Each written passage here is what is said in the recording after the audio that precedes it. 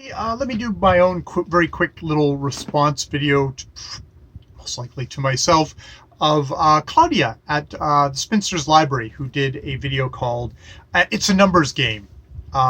It's all. It's a numbers game, which was all about sort of additional kind of pressures of being a booktuber, and maybe being more of a kind of a professional booktuber, or maybe just being a booktuber who's super keen. In that she lifted up the lid and lifted up back the curtain and sort of showed the analytics side of booktube, where whenever you publish a video, you can go in there and it'll rank it. It'll say, like, well, out of your last 10 videos, this one comes in 7th. Either more people watched it or less people watched it, how long they watched it, and so you get immediate feedback on, through numbers, of exactly how well your video did, and sort of the pressures that can put on somebody, especially somebody who's kind of eager in, which a majority of people are eager in increasing their subscriber count, increasing the number of people who watch their videos, increasing the number of people who watch their videos all the way through. Saying that Claudia does put forward, it's like a lot of work goes into videos, for the most part. Sometimes you just say, hey, I'd like to do a response to Claudia's video, and you just press record, and this is what you get. For someone like Claudia, who makes really engaging, interesting, thoughtful videos, she puts a lot of time into it, and I think a lot of other people do as well. And she's talking about the pressures there. And she says, like, this isn't me like asking for advice, please. I know I'm a woman on the internet, so I'm sure there's a lot of you out there, especially you males, who want to tell me exactly what I can do to better. It's like, no, I'm not asking for advice. I'm saying I'm trying to share what it's like to be a creator on YouTube in general, and I guess BookTube in particular, but also just YouTube in general. That this is what the creators, are going through on their side. And it was really valuable that way. And she also did an amazing job of interviewing a whole bunch of other booktubers. It's like, hey, don't take just my word for it. And that she interviewed like a bunch of booktubers, and intercut their interviews into her video, which really did a really good job of kind of, it's like, yes, it takes a lot of work. Yes, I do look at the numbers. Yes, it can be kind of disheartening.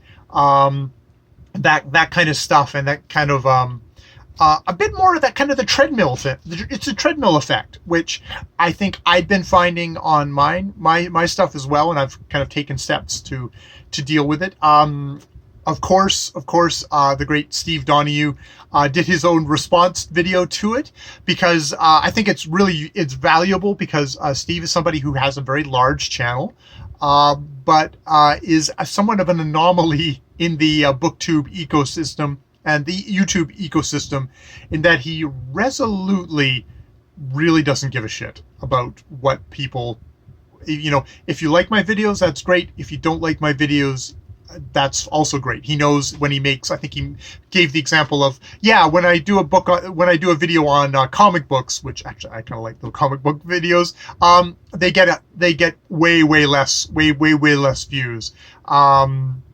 But I don't care about that, because that's something I'm interested in, and I don't allow that to shape how I booktube. He also is like, he doesn't edit his videos. He doesn't particularly do massive amounts of work on his. He doesn't do anything on, like, for thumbnails. He doesn't do anything for description boxes. These are all things that, like, aside from, like, just coming up with an idea and planning out a video, they add. It's like it's adds more and more time to a video. I mean, he was shocked. There was somebody who was like, I had a 10-minute video that took me like 10 hours to cumulative to edit together, which is like, Steve is very much of he's got a great depth of knowledge.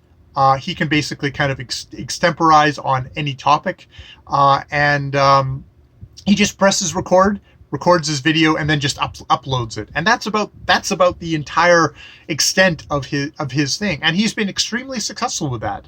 I mean, that is definitely a case of somebody who has gotten he's gotten the bare minimums. He's got lighting down.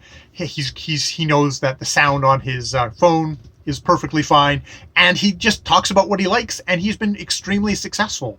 I think a lot of other people who are chasing popularity, unfortunately, aren't as good a speaker as Steve, don't have his depth of knowledge, but still want to kind of contribute, and have had, need to kind of put in a lot more work to get it up to kind of a certain level of quality. I mean, I think, because, like, I'd say I follow the Steve model more. I just do videos that I want to do. I mean, I'm pretty sure that when they were talking to the other creators, they all said, it's like, yes, book hauls, vlogs, those are the things that get the most views. I would probably add tags in there for myself of the things I do. But then again, I don't do I hate book hauls. The only book hauls I like are Steve book hauls, because Steve already knows about the books he's talking about, whereas a lot of other people hold up books that they don't know anything about and say, I got this book, looked interesting. Okay, maybe I'll let you know about it, maybe I won't. Which I just don't find interesting at all. So, it's like, again, Steve is a mutant. That's the main lesson from this. But I think there's a certain divide in there of, like, I think anybody who starts off a BookTube channel always kind of starts off with, like, well, maybe I'll be super successful. Maybe everyone will want to watch my videos. Maybe I'll be really popular. You all have that secret dream, even if like, well, I'm not willing to put in the work for that. You'll all have that kind of secret dream, or nightmare. God, what happens if everyone did watch my videos? I have 1 or 2 videos where that everyone did watch, and it's like, I would not want that on a weekly, daily basis. That would cause me to shut down my my channel faster than anything else if I, God forsakes, went viral. And I didn't even go viral in the video I'm thinking about. I just did sort of average numbers for a mid-range booktuber, which I'm not. I'm a micro booktuber. But I think I've gotten to the point where I realized, I'm a hobbyist. I can just do what I want. I don't care about I don't care what people want to hear about. If they're interested in what I have to talk about, that's awesome. But I don't feel necessary to do it. I've kind of gone back and forth with editing. Oh, can I edit my videos down because I feel like I'm wasting people's time? But then if I edit, I'm wasting my own time. I'm putting a lot of work into something which, I still don't think many people are going to be that interested in. So it's probably more efficient for me just to kind of talk, try and semi work out my thoughts about stuff. Unfortunately, it's like, yeah, I'm Steve Donahue without the talent or the experience, is what I've come down to.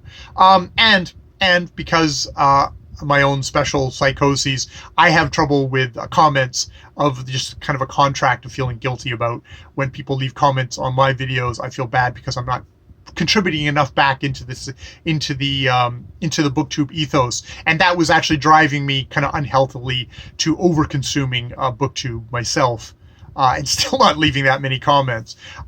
So I've decided to turn off the comments in my thing. So I'm really doing everything wrong, except I'm here after almost 4 years, and I'm happy being here after almost 4 years. So as a hobbyist, I'm very, very happy where I'm at. I'm not somebody who's going to probably ever make any money off of this channel. I'm sure with time spent, I'm in the hole. But you have to measure. You have to kind of balance that out with, I really enjoy this. I think it's deepened my reading. I've met amazing people. I've hopefully developed a little bit better as a speaker, someone who talks. I think I've gotten better at communicating. I hope. Hello. So for me, I think it resolutely isn't a numbers game. If I could turn off my subscriber numbers, I would.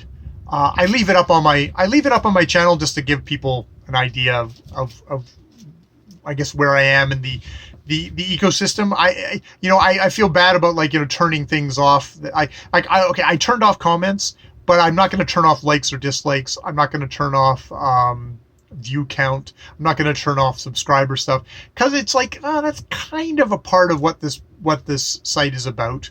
In a way, it's just like, it's little information. It's just little social cues, I guess, in a way. And not that it should make that much of a difference. I talk to people who have really huge BookTube accounts. I have people who have no subscribers, or not interested in making videos. They're all people. Hopefully I don't treat them differently. I mean, I know the people who are talking on camera, I've got a better picture of them because of that. Some of the people who are in the comments, actually, who are just commenters, I get a good picture of them as well. I can't put myself forward that way, and hats off to those people. I think that is a skill. That is a skill that hopefully, maybe if I'm here for another 40 years, I will slowly develop and not come off as such a idiot in comments, because I always feel like I come off as an idiot. So yeah. But as always, it's like, Claudia at Spinster's Library. There's a reason why I think she's somebody who's trying to make money off of her BookTube account, and she's putting in the effort. She comes out with consistently great videos, intelligent, thoughtful, isn't afraid of talking about the stuff that maybe other people are slightly kind of, I don't know if I should talk about money in mixed company kind of thing. She's good at really kind of broaching those topics, being transparent, being, just kind of like, okay, matter of fact, this is what it is. I'm not trying to brag. I'm not trying to get pity vote. I'm just saying, like, this is what it's like. This is the reality of the situation. Sometimes you can look at that. There's some ways you can look at the video, I think Steve said, and you can say, oh my God, if you're starting a BookTube channel, probably don't start off with this video from Claudia, because it's a little too reality based. But I think for someone who's beginning, just know at the beginning, you're gonna dip your toe in, unless you've got like a media company. It's not gonna be something that you need to, you're over success, and money isn't something that 99.99999% of us need to even worry ever about. It's only the special lucky few that are going to get there, and who knows how lucky they are.